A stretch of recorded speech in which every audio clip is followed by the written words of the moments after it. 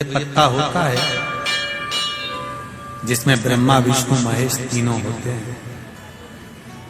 64 योगनियां देवियां भी इसमें विराजमान हैं और 33 कोटि देवी देवता भी इसमें विराजमान हैं। एक बेलपत्र, कभी मौका लगे आपके जीवन में, अभी जब दुख तकलीफ कष्ट बहुता मात्रा में लगे, तब प्रयास करिए कि एक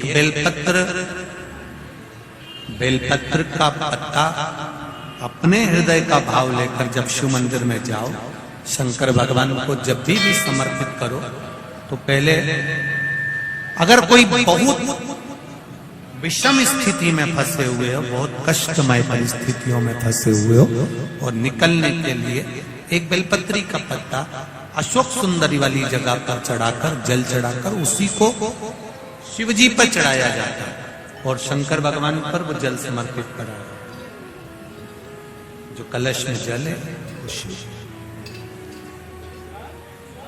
किस किस जगह पर चढ़ाना है? उसी पत्ते को पहले कहां चढ़ाना है? अशोक सुंदरी वाली जगह।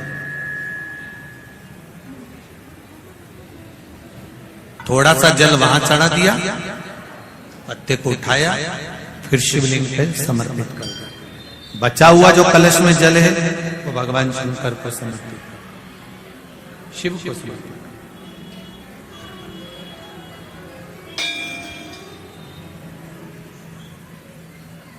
अभी रखो, कथा के विराम पर लेते हैं।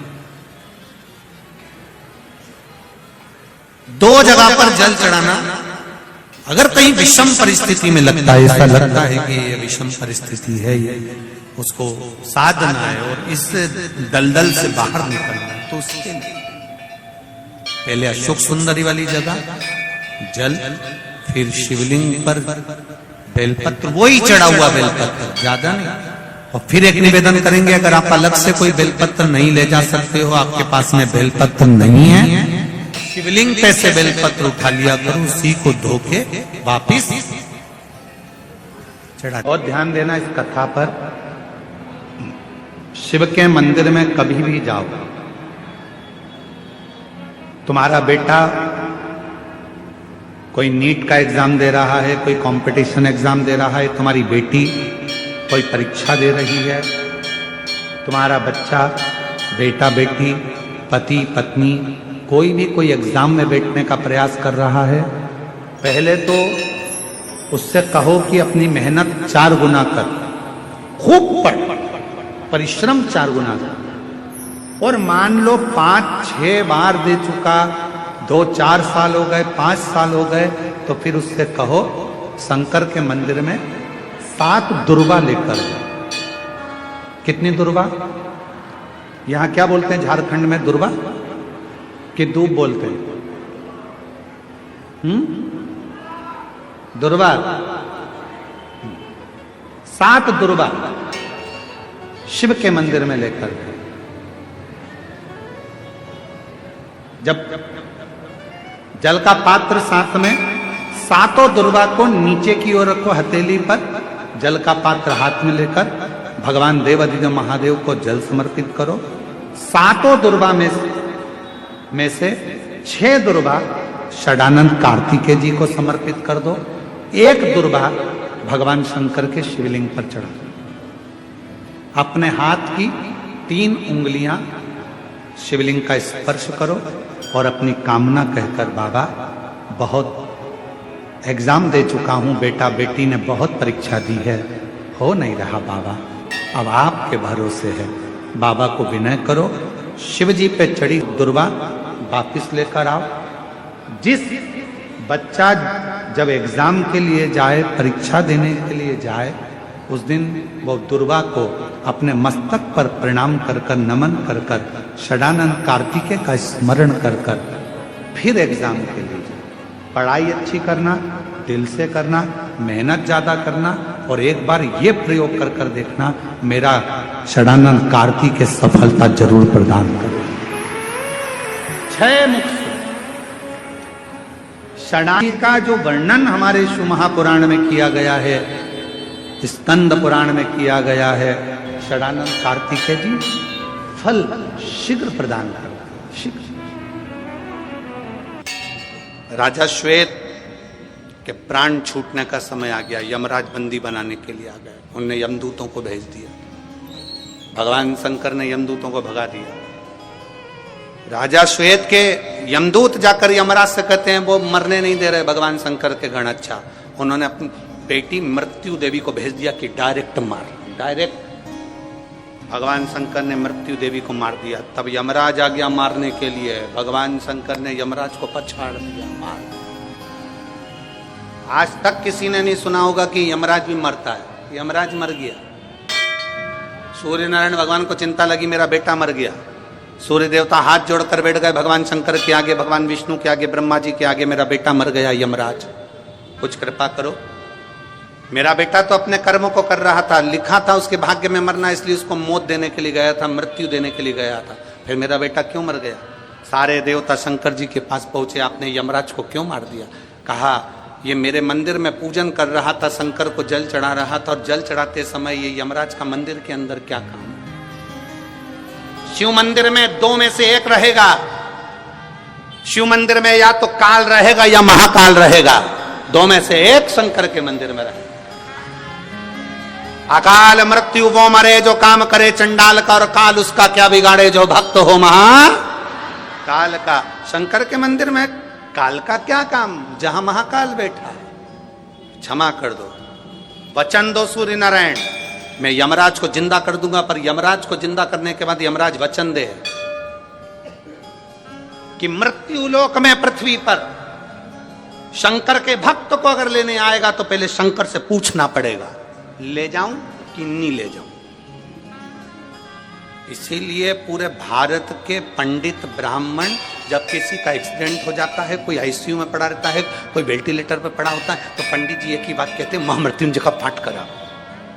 पंडित जी एक ही बात कहते हैं, महामृत्युंजय का पाठ कराओ। कोई पंडित ने नहीं कहा कि राम रक्षा स्तोत्र कराओ, कनक धारा का पाठ कराओ, श्री सूक्त का पाठ कराओ, ये वाला पाठ कराओ, ये वाला पाठ करो। सब पंडित बोलते हैं महामृत्युंजय का पाठ करो, क्योंकि सबको मालूम है जो शंकर जी का नाम लेंगे तो शंकर जी का अगर भगत हो गया तो फिर इसको ले जाना सरल बात नहीं,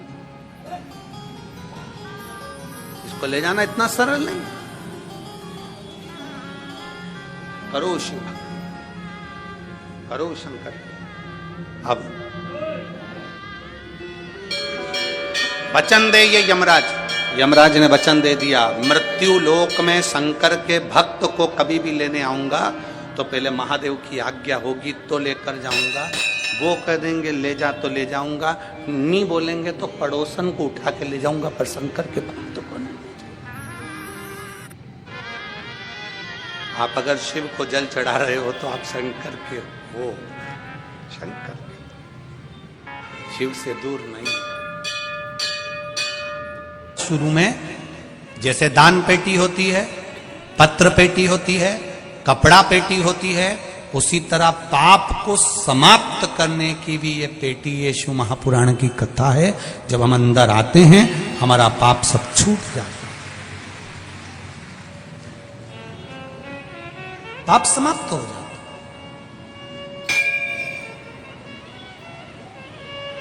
ये जितने भी लोग कथा सुनने के लिए आए हैं, जहां जहां से आए हैं, बड़े दूर दूर से, अपार गाड़ियों का ढेर लगा हुआ है। अपार का बल जब बढ़ता है, पुण्य का बल जब बढ़ता है, जरूरी नहीं कि आप दान करें तो ही पुण्य मिलेगा।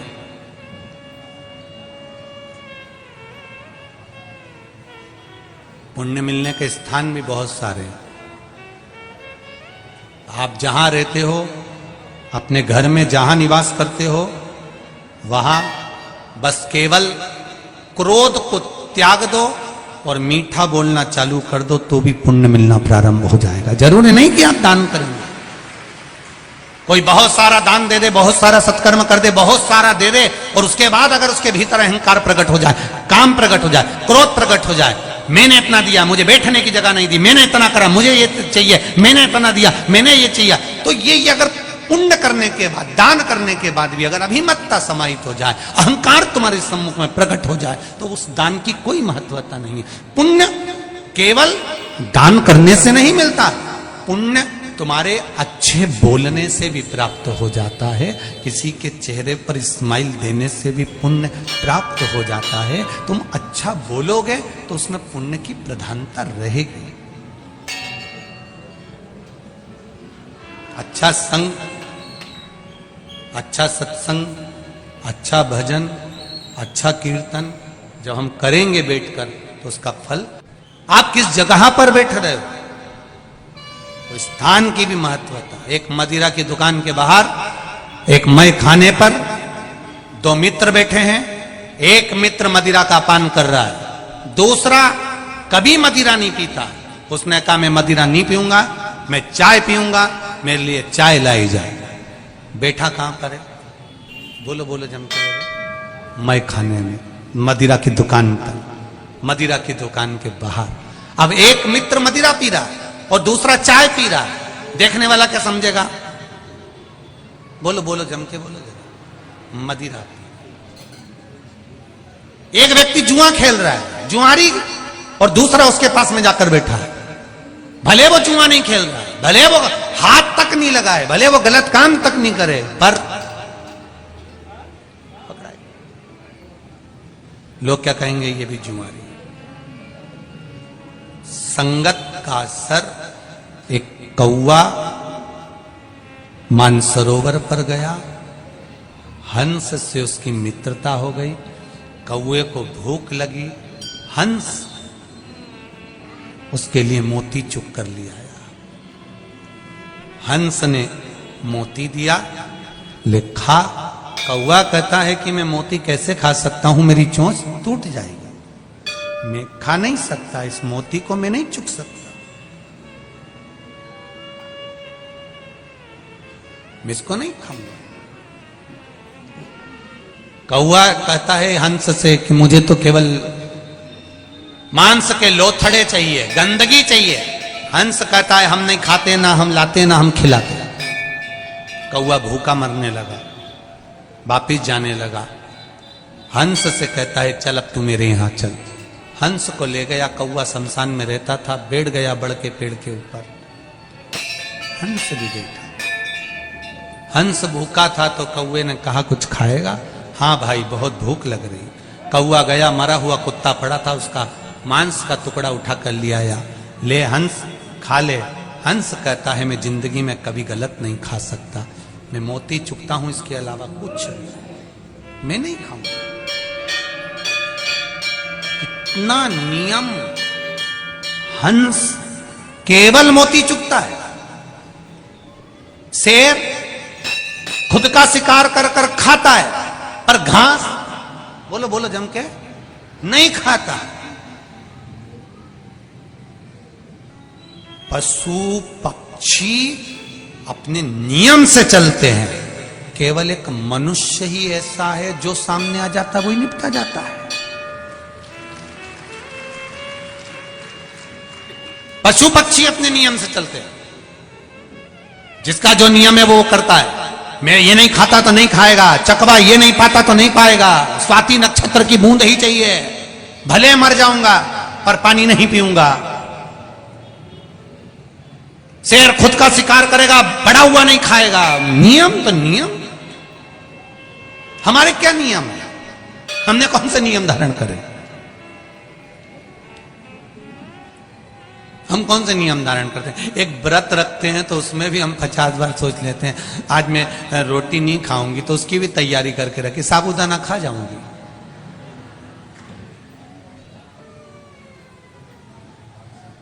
और जिस दिन कुछ भी नहीं खाती उस दिन इतना प्राण खाती। हंस ने नियम बना रखा है कि मैं मांस का लोथड़ा नहीं खा सकता, मांस नहीं खा सकता। कौवा कह रहा है लो खाओ, मैं नहीं खाऊंगा, हम तो यही खाते हैं इसलिए खिलाना है, मैं नहीं खा सकता, नहीं खाया। कौवा बात करने लगा, मांस का टुकड़ा नीचे गिरा। नीचे एक राजकुमार बैठा था, उसके ऊपर वो मांस जब गिरा उसको क्रोध आ गया। उसने धनुष उठाया, बाण चलाया, बाण चलाया तो कौवा तो भाग गया, हंस को लग गया, हंस नीचे गिर गया। हंस गिरा, राजकुमार ने कहा हंस देव मैंने कौवे को बाण मारा था, आपको लग गया, क्षमा चाहता हूं। हंस कहता है गलती मेरी है जो मैंने गलत व्यक्ति का संग पकड़ लिया था, वो तो चला गया, मुझे लग गया। आप बुरे व्यक्ति के साथ बैठोगे, बुरा व्यक्ति बुरा कर्म कर कर चले जाता, अच्छा पकड़ाई में आता और जेल में भरा जाता।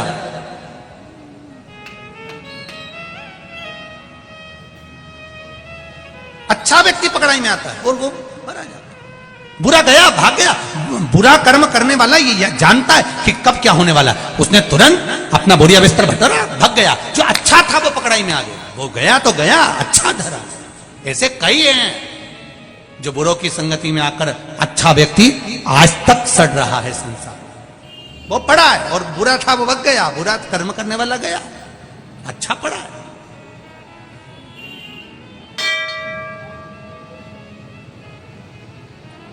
मदिरा पीने वाले के साथ चाय भी पियोगे, उस दुकान में बैठकर, स्थान पर बैठकर, तो लोग समझेंगे मदिरा पी रहा। जुआ खेलने वाले के साथ, जुआरी के साथ बैठोगे तो लगेगा कि ये भी जुआरी होगा। ये निश्चित है, निश्चित था। इतनी बड़ी कृपा है, सत्संग में बैठोगे, कथा में बैठोगे, मंदिर में बैठोगे, तुमने अगर तिलक नहीं भी लगाया, गिद्ध को 2 घंटे का सत्संग मिला था, 2 घंटे का सत्संग। एक गिद्ध को, संपाति को मात्र 2 घंटे का सत्संग मिला था। और 2 घंटे के सत्संग का फल क्या हुआ कि पूछा, तुमने सीता जी को कहीं देखा है? वो संपाति, वो पक्षी कहता है, मेरी दृष्टि से मैं देख रहा हूं, लंका में अशोक वाटिका में सीता जी बैठी हुई है। जब सत्संग में जाकर कोई बैठता है तो पक्षी जैसे लंका में देख लेता है कि सीता बैठी है। जब आप भी सत्संग में जाकर बैठोगे तो आपको भी नजर आने लगेगा कि मेरा महादेव कहां बैठा है, वो कैसे मिलेगा। 2 घंटे का सत्संग संपत्ति ने करा था, 2 घंटे का सत्संग उस गिद्ध ने करा था, 2 घंटे का सत्संग उस पक्षी ने करा था। मात्र 2 घंटे के सत्संग में संपाति ने कह दिया था, पक्षी ने कह दिया, मैं सीता जी को देख रहा हूं। जरा विचार करिए, मैं बूढ़ा हो जाऊं फिर भी मैं सीता को देख रहा हूं। सत्संग का फल वो होता है, सत्संगी का फल वो होता है, अच्छे व्यक्ति की संगत का फल वो होता है कि वो अच्छा देख लेता है। और बुरे का संगत का फल ये होता है कि वो बुराई ढूंढ लेता है। उसने इतनी चीज कमा ली, उसने गाड़ी बना ली, उसने बंगला बना लिया, उसने ये कर लिया। करना क्या है, थोड़ा सा तो झूठ बोलना है। तो राधा जी ने बहुला को देखा तो बहुला तो अपने पुत्र मनोरथ को दूध पिला रही थी। अब मनोरथ को दूध पिला रही बहुला, इतने में तुरंत राधा जी ने बहुला से विनती करी, बहुला मेरे ठाकुर को भूख लगी है। बहुला ने मनोरथ को पीछे हटाया और पीछे हटाकर दूध बाटकी में भरकर राधा जी लेकर चली। और दूध ले जाते ले जाते ले जाते ले जाते बीच मार्ग में राधा जी, आप लोग कभी गए हो, गोवर्धन परिक्रमा करी होगी तो मानसी गंगा पड़ती है, ठीक है। अब यहां पर भी परिक्रमा करोगे तो उसमें मानसी गंगा बनी हुई। मानसी गंगा का महत्व ही यहीं पर है कि बहुला गाय के दूध को लेकर राधा जी जब चली और चलते चलते राधा जी के मन में भाव प्रकट हुआ कि मुझे भी प्यास लगी है, तो राधा जी ने बहुला गाय के दूध को रखकर हाथ में वहीं पर जल का पान किया। वो मानसी गंगा आज भी निर्मित है, आज भी जो मन से निश्चितता से उसको निर्मित किया गया, प्रकट किया। और दूध ले जाकर ठाकुर जी को दिया, ठाकुर जी ने उस दूध का पान किया। और दूध का पान कर कर ठाकुर जी ने उस जगह पर उस दूध को शिला पर भी आनंद से समर्पित किया। आज भी वो शिला गिरिराज जी में विराजती है, संतान शिला। कौन सी शिला है? संतान शिला। जिस व्यक्ति को 20-20 साल तक औलाद नहीं हो, संतान नहीं हो, पुत्र नहीं हो, पुत्रियां नहीं हो, बच्चे नहीं हो, डॉक्टर कहे कि टेस्ट भी करवाइए, उससे पहले भागवत अपना चरित्र वर्णन करती है कि एक बार गोवर्धन नाथ जी की शरण में जरूर जाइए, वो खाली नहीं भेजेगा, ये पक्का है। गिरिराज बाबा की शरण में जाओ और संतान शिला पर जाइए। संतान शिला, गिरिराज जी में एक शिला ऐसी है जिस शिला के ऊपर जल चढ़ाया जाता है तो जल चढ़ाकर उसमें से दूध निकलता है। जिस शिला पर मेरे ठाकुर जी ने बहुला गाय का दूध छोड़ा, बहुला गाय का दूध, अभी अपन आगे कथा में सुनेंगे ये शिला कहां पर विराजती। आज भी वहां पर जल चढ़ाते हैं तो दूध निकलता है, उस दूध को पिला दीजिए, 3 महीने के अंदर गर्भ ठहर जाता है महाराज।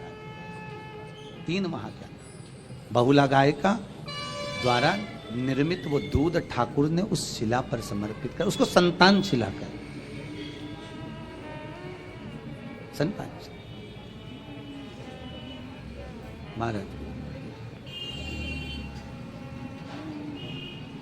तो गोवर्धन नाथ जी का चरित्र आप सुनने के लिए बैठे हो, गिरिराज बाबा की कथा अगर आप सुनने के लिए बैठे हो तो स्वयं 10वें स्कंद में गिरिराज चरित्र का जो वर्णन किया गया, 33 कौटि देवता आकाश मंडल में खड़े होकर गिरिराज बाबा के सुंदर स्वरूप का दर्शन कर, एक लोटा जल चढ़ाकर बेलपत्री को शंकर जी से मांग कर कि बाबा ये तुम्हारी चढ़ी हुई बेलपत्र है, मैंने सुना है आप पर चढ़ी हुई वस्तु औषधि हो जाती है, मेरे स्वास्थ्य ठीक नहीं है, शरीर में गांठ पड़ गई है, शरीर में ये दुख है, घुटने में तकलीफ है, आप अपनी एक बेलपत्र औषधि बनाकर दे दीजिए, शिव जी से मांग कर लाओ, उसको प्रेम से खाओ, बाबा चाहेगा तो अमृत कर कर तुम्हारी जिंदगी को सफल। हमें न तंत्र आता, न मंत्र आता, न साधना आती, हम तो केवल शंकर को जानते हैं और वो भी पूरा नहीं जानते। संसार में जो पैदा हुआ वो परमात्मा को कैसे जान सकता है?